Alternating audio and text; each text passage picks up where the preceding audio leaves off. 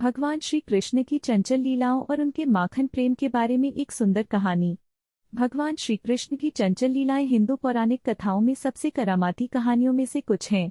मक्खन के प्रति अपने प्रेम के लिए जाने जाने वाले भगवान श्री कृष्ण हमेशा शरारत करने के लिए तैयार रहते थे और अक्सर अपने पड़ोसियों के घरों में घुसकर मक्खन और अन्य व्यंजन चुरा लेते थे। भगवान श्री कृष्ण के मक्खन के प्रति प्रेम की सबसे प्रसिद्ध कहानियों में से एक यह कहानी है कि कैसे उन्होंने अपनी माँ यशोदा से मक्खन चुराया।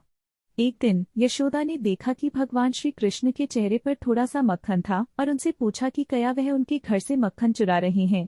पकड़े जाने के डर से भगवान श्री कृष्ण ने इसका खंडन किया और यहाँ तक कह दिया कि उन्होंने पहले कभी मक्खन नहीं खाया था।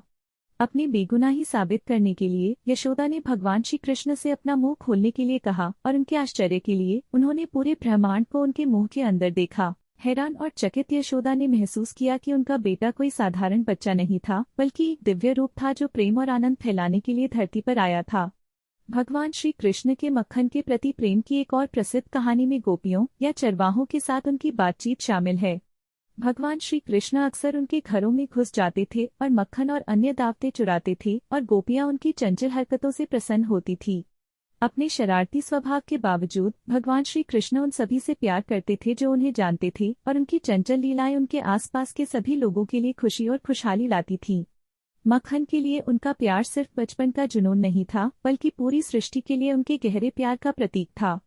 आज भी भगवान श्री कृष्ण की लीलाएं दुनिया भर के लोगों को प्रेरित करती हैं, हमें याद दिलाती हैं कि हम अपने चंचल और बाल स्वभाव को अपनाएं और जीवन में सरल चीजों में आनंद पाएं।